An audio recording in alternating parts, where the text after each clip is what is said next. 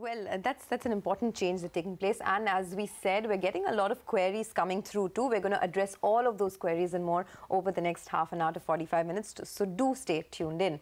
In the meantime, the SGX Nifty is indicating that the start will be well in the green, and maybe we could also see those new highs. 11,760, remember, was the previous all-time high. We are hardly about 100 points away from that. Let's see which way things go today. But let's also take a look at what our wise experts have to say as we head into trade this morning. Ridhim Desai of Morgan Stanley says the market is now starting to price in a polarized election outcome.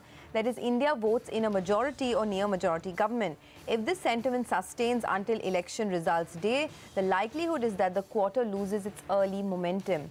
The earnings season, the Reserve Bank's position on interest rates, discussions on the union budget, which a new government will present sometime in early July, oil prices and global cues will also influence how shares trade during the quarter. Morgan Stanley believes India's growth story is entering a new cycle and they continue to like equities for the coming year. Ridhim also expects market breadth to continue to improve through the quarter. All right, we've got actually more equity advice for you since it's so much the flavor of the moment. Manishiri Chaudhary of BNP Paribas says they raised the Asian equity index targets despite the recent concerns about US recession arising after inversion of the yield curve. Post the Fed's plan to stop quantitative tightening by September 2019 and the accompanying dovish statement, BNP Paribas expects no rate hikes in 2019 or 20. They believe that the surge in flows into emerging market equities that commenced in February is likely to continue for now and could push Asian equities to higher than average valuations. Yes, some part of that is already happening, of course, especially in India, in some of the large caps. No money market calls today, not because it's April Fool's Day, but because it's the money market is shut today. It's annual bank closing. So we can focus fully on equities and talk about the global cues. Mangalam, the world view.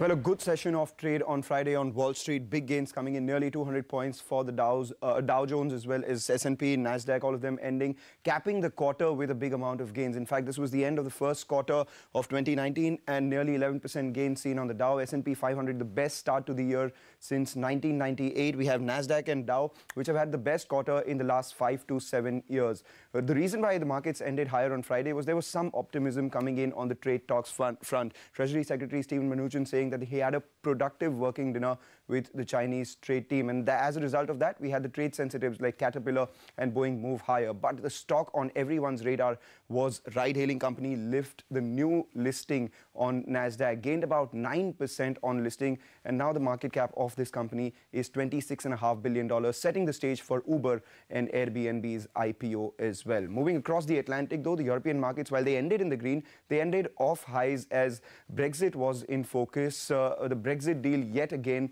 was voted down, and the UK GDP also grew at 1.4%, which is the slowest that we've seen since 2012. But something's changing. German retail data was high. At the same time, H&M grew about 9.5%. The share prices moved by 9.5% as results beat expectations. The Asian markets, they're doing very, very well as we speak, and that's on account of the Chinese manufacturing data coming in above expectations. As a result of that, the SGX Nifty indicates a positive start. Okay, thank you very much for that, Mangalam. A lot of good news, at least for stock market aficionados. And before we take our first break, here's a trivia for you to start off this day. On this day, that is April 1st, way back in 1935, the Reserve Bank of India was established as a central bank, and its job was that of issuing notes. That was entrusted to this bank, so it's not just April Fool's Day. April 1 is also a very significant date on which the Reserve Bank took its roots. Okay, well, you learn something new every day, right? Let's take a quick break on that note. On the other side of the break, plenty of stocks in focus. Our list of top 10 stocks lined up in just moments from now. Stay with us.